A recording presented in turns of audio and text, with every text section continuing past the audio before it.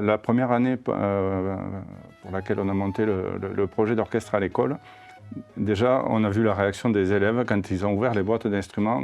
Certaines nous ont dit « mais moi, je ne vais pas ramener un instrument en or à la maison ». Ça a été les premières réactions. Tout ça pour dire que parfois, il y a certaines familles quand même qui sont très éloignées de cet aspect de la culture, de ce dispositif. Alors, ça ne veut pas dire qu'on en fera des musiciens, mais en tout cas, on fait entrer la culture, on fait entrer la pratique musicale dans ces familles-là.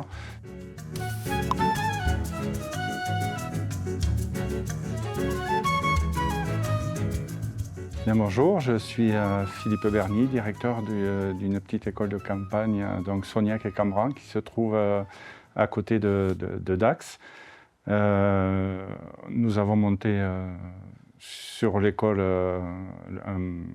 un orchestre à l'école depuis 2018. Et chaque année sur notre école, les élèves qui rentrent en CE2 deviennent musiciens sur les 3 années de CE2, CM1, CM2 en préparation avec le collège.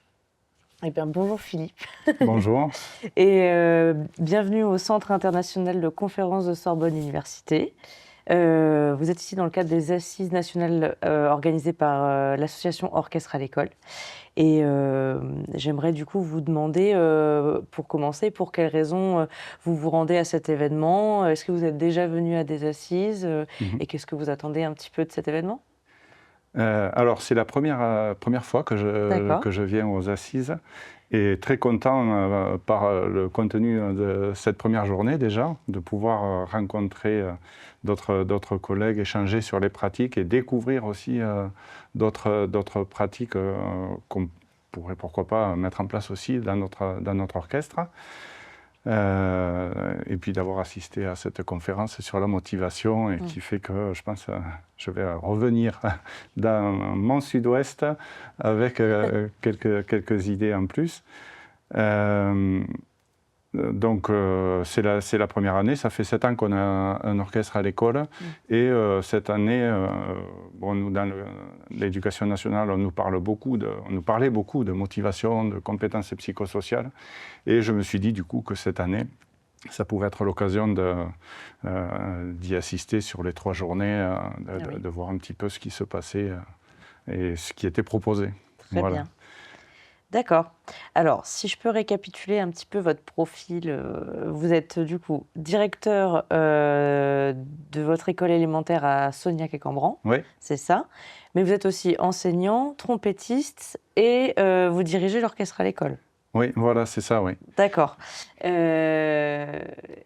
Donc, d'abord, avant d'évoquer toutes les casquettes, comment vous avez connu le dispositif, justement? Vous disiez que ça faisait 7 ans. Enfin, comment c'est un peu arrivé dans l'école?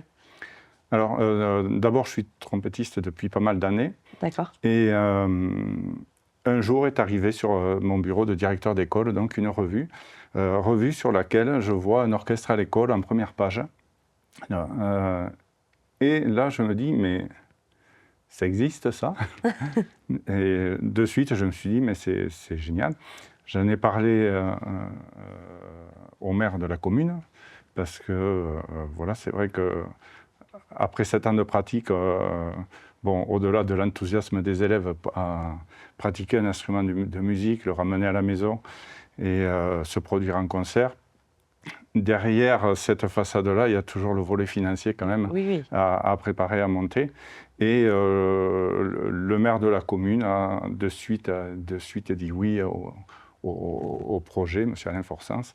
Et c'est un projet qui maintenant continue, même si la municipalité a changé. Ils ont mesuré l'impact que ça pouvait avoir sur le village. Où il n'y a pas de conservatoire de musique, même si on a le conservatoire de Dax qui est notre partenaire et les professeurs viennent à l'école donner les cours de musique. Oui, et justement, ça me permet d'enchaîner sur cette question. Donc, le village est en zone rurale. Oui. Justement, en quoi c'est important un projet comme ça dans votre école? Vous l'avez déjà dit par rapport au fait que que les professeurs viennent, les professeurs d'instruments viennent dans l'école, mais est-ce que vous pensez qu'il y a d'autres raisons qui font que c'est important d'en installer justement dans un village comme le vôtre? Alors, des raisons, il y en a un certain nombre. Quand la première année pour laquelle on a monté le projet d'orchestre à l'école, déjà, on a vu la réaction des élèves quand ils ont ouvert les boîtes d'instruments. Certaines nous ont dit « Mais moi, je ne vais pas ramener un instrument en or à la maison. » Ça a été les premières réactions.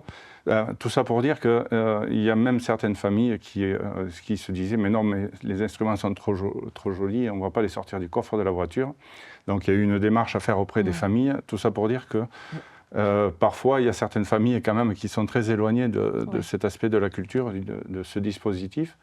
Et alors, ça ne veut pas dire qu'on en fera des musiciens, mais en tout cas, on fait entrer la culture, on fait entrer la pratique musicale dans ces familles-là. Certaines autres familles étaient déjà inscrites dans des écoles au conservatoire. Certains, maintenant que ça commence à être ancré sur l'école, on a, alors ce n'est pas une majorité, mais quelques-uns en tout cas, qui, dès le CE1, commencent à s'inscrire au conservatoire pour être sûrs d'avoir l'instrument qu'ils aiment dans la pratique musicale. Dans les conservatoires, tout le monde le sait très bien, il y a quand même aussi un certain nombre d'allers-retours. Quand on est inscrit dans un conservatoire, alors ça part d'une démarche de la famille. Là, on arrive plutôt dans l'école, dans les familles. Donc, il y a quand même une égalité entre tous les élèves par rapport à ce dispositif. Les parents nous le disent.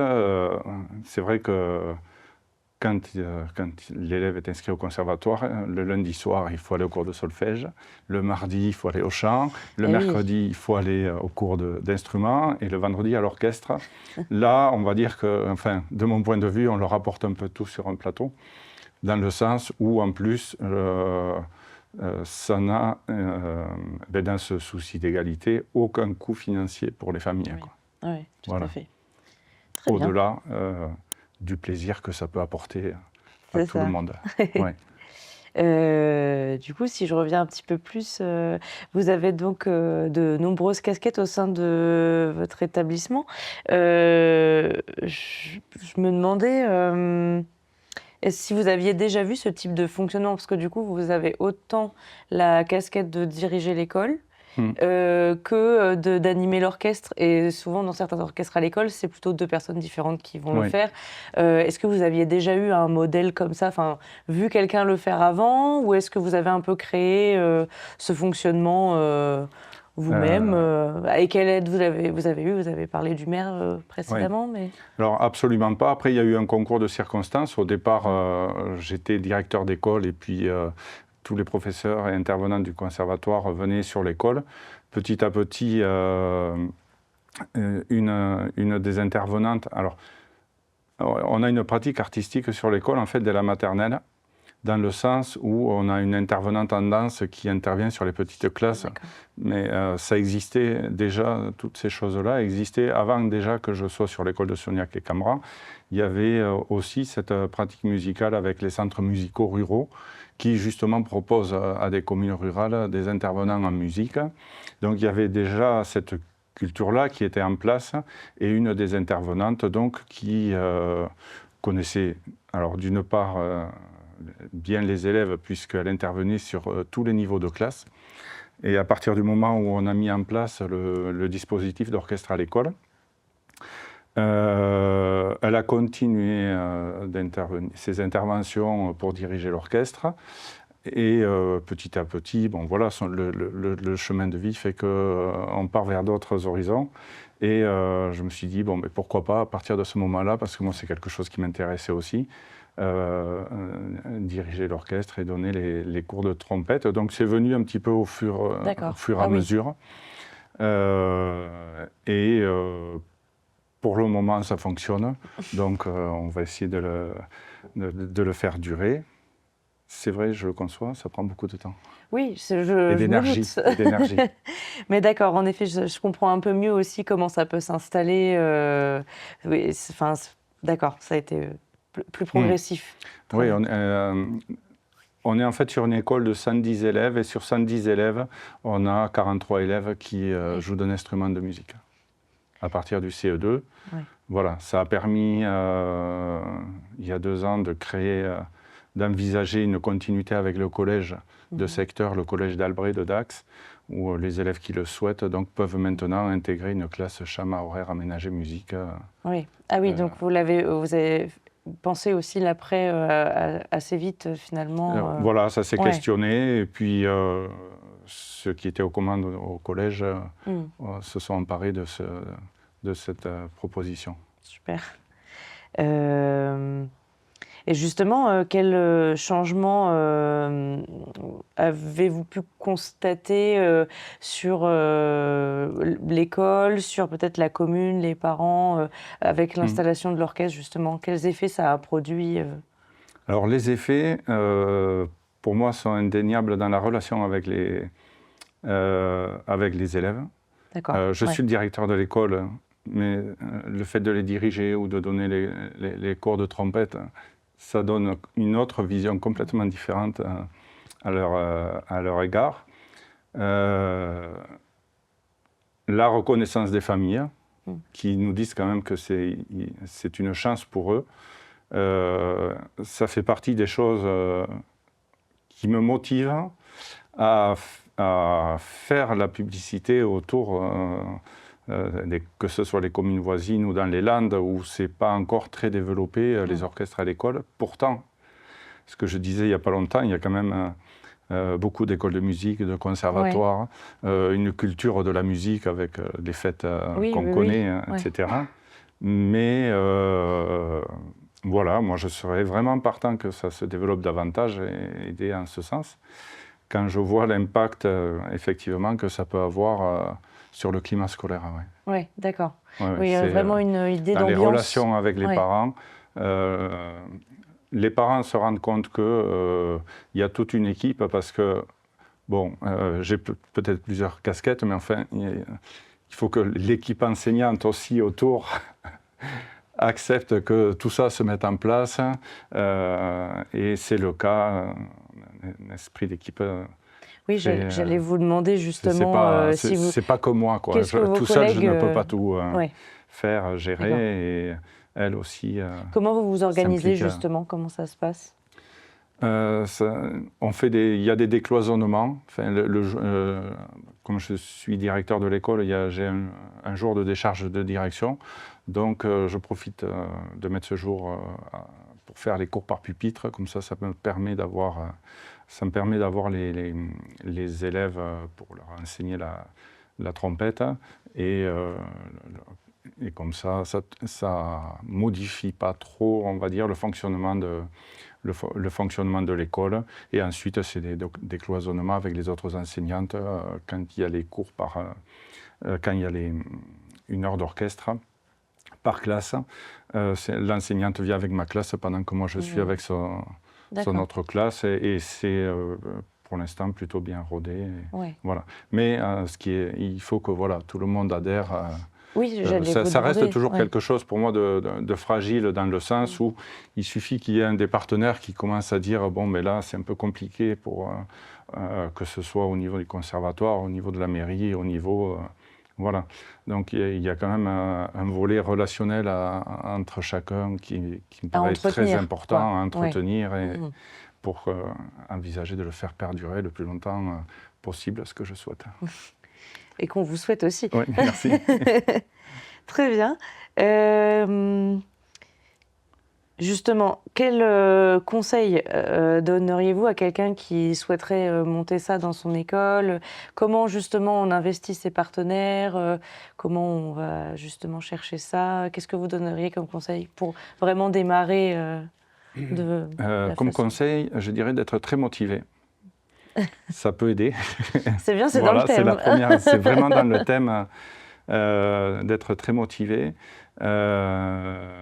et de se rendre compte, à travers les échanges avec les uns et les autres, des conséquences que ça peut avoir sur l'ensemble d'un groupe, d'un groupe scolaire. De pas de ne pas rester seul, de vraiment s'entourer de toute une équipe justement pour ancrer les choses dans le temps. Trouver des partenaires financiers aussi, ça c'est sûr. Trouver des parrains. On a eu la chance, nous, la première année qu'on a créé l'orchestre à l'école, d'avoir un trompettiste reconnu au niveau international qui est Éric Aubier, qui a voulu être notre parrain. Il y a 2 ans, dans le cadre des projets NEF, l'éducation nationale, les élèves ont pu jouer avec un autre trompettiste, Nicolas Gardel, qui est venu faire un concert à l'école. Les élèves ont pu, enfin pas à l'école, sur le village, et les élèves ont pu jouer avec lui. Toutes ces choses-là font que il y a une motivation qui ne s'arrête pas uniquement au niveau de l'école, mais quand même à l'ensemble du village, puisqu'on fait des concerts sur le village. On est allé jouer avec les élèves aux Jeux Olympiques, au passage de la flamme olympique à Pau, avec un groupe de hip-hop de Pau. Donc de suite, il y a un certain nombre d'événements qui vont faire que les élèves, à partir du moment où ils ont goûté leur premier concert, en fait, ils ont envie d'y revenir, quoi. Je vois. Ouais. Je suis convaincu qu'à l'heure où on nous parle de climat scolaire, d'individualisme, c'est un des projets, en tout cas, qui peut fédérer le plus de gens autour de lui. La musique, oui. Il y a tout ce qui aura un lien, je pense, avec la culture. Ouais.